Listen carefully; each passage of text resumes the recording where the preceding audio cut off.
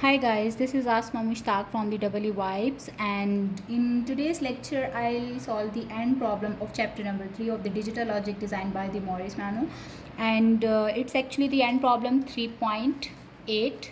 In the part A, you have been asked to find the minterms of the following Boolean expressions by first placing each function in a map. Okay, so this is basically the reverse task of the kmap problem, where you are actually given the function in the form of the summation of the minterms. So you are always given the function x, y and let's say z as a summation of minterms 0, 1, 2 or 5. Alright, but now the reverse task is that you are given a simplified Boolean expression and you have to determine the representation of a function as the summation of its minterms by placing these terms in the kmap. So let's just start doing it.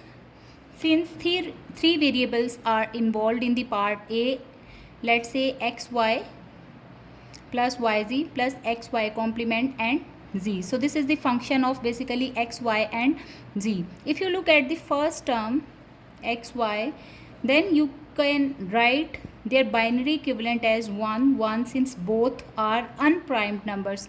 Now the term that is missing is actually either z or z complement. So you can write it as either z as 0 or z as 1. Okay, so this is the main term which corresponds to 1, 2 and 4. So this is m6 and this is m7. So the first term, which is involving two variables x and y, can be placed in the main terms m6 and m7. 0, 1, 2, 3, 4, 5, 6 and 7.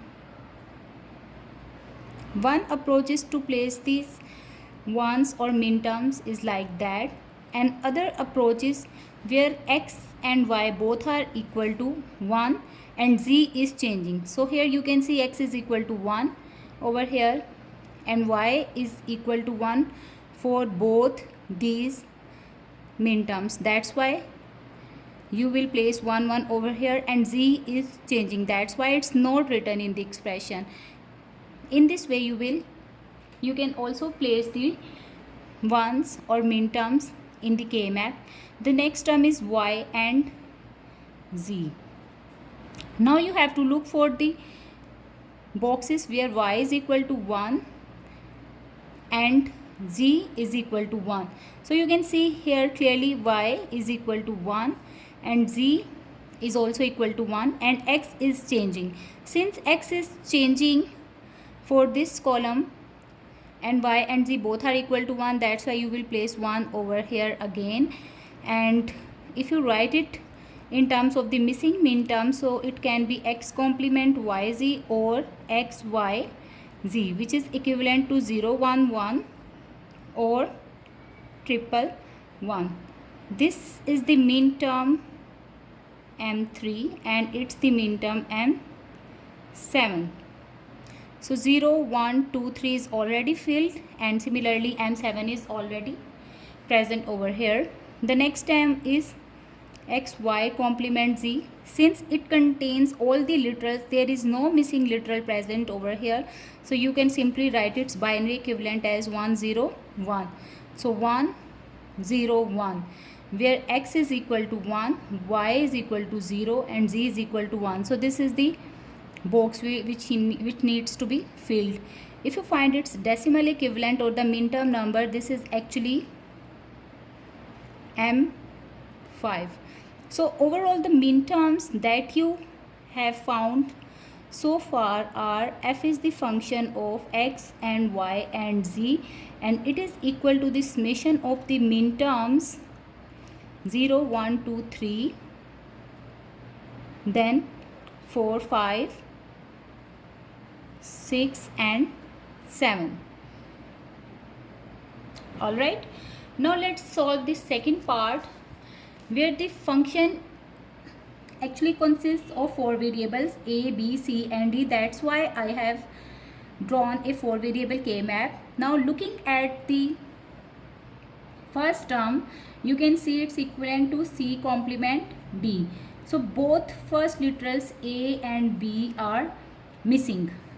One approach is to fill all the possible combinations of a and b. So they can be 0, 0, 0, 1, 1, 0 and 1, 1. Okay. While c complement d will remain constant. Since c is complemented, that's why it will be written as 0 for all the terms, while d will be equal to 1. Okay. Now find its decimal equivalent. This is m1, this is m5, it's m9 and this is m13. Okay. Or the second way is to skip a and b. It means a and b will be varying all the time. That's why you will be filling the whole column, while c should be equal to 0 and d should be equal to 1, which is actually the second column of the kmap. So you can place ones or minterms over here.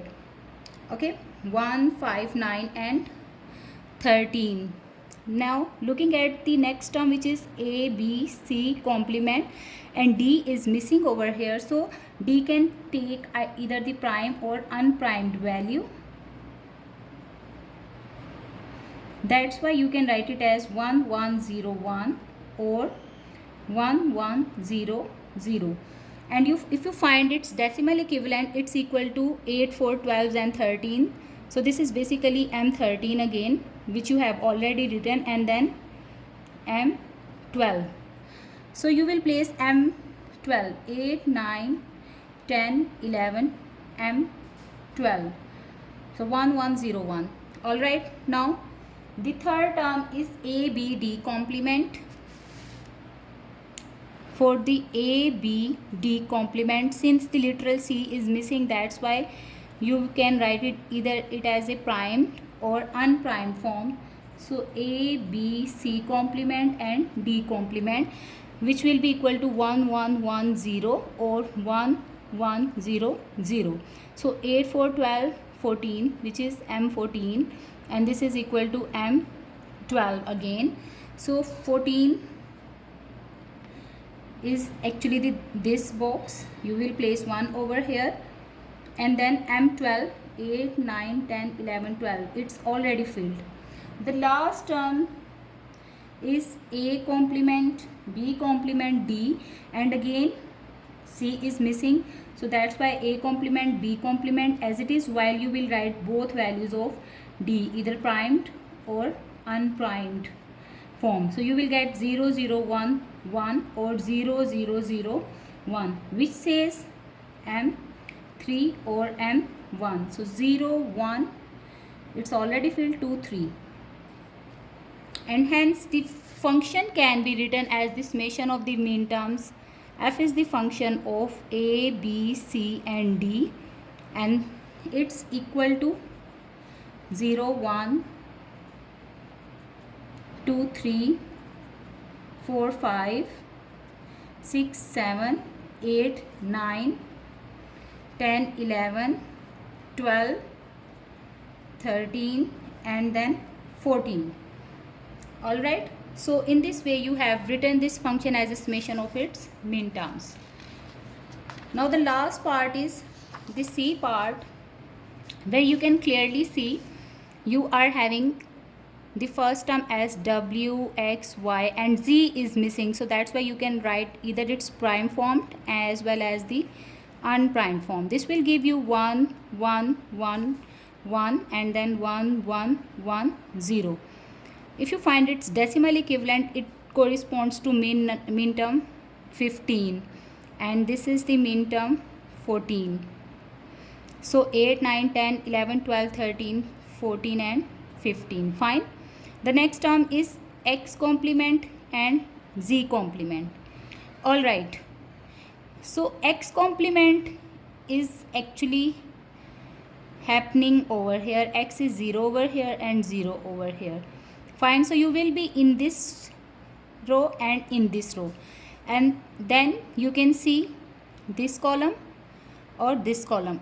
One way to do is like that, and other way is w, then x complement, then y, and then z complement. Fine. Now you can vary the combinations of the literals that are absent over here, which are actually w and y. So they can be 0, 0, 0, 1, 1, 0, or 1, 1, while these variables will remain as it is. Okay, and then you can find their minterm numbers, that are m0, m2, m8, and then 842, m10. So m0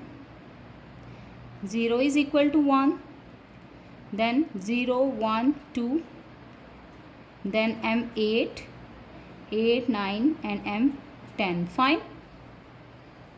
The last term is w complement x, and again y is missing, so I will write it primed and unprimed form. That would be equal to 0, 1, 1, 1, or 0, 1, 0, 1. This corresponds to minterm 7, and this corresponds to minterm 5. Okay, so 0, 1, 2, 3, 4, 5, 6, and 7. All right. So the minterms that are involved for representing this function w, x, y, and z are equal to 0, then 0, 1, 2, 3, 4, 5, 6, 7, 8, 9, 10, 11 is missing, 12, 13, 14, and 15. 8, 9, 10, 11, 12, 13, 14, and 15. So in this way the function is written as the summation of the minterms. Thank you for watching.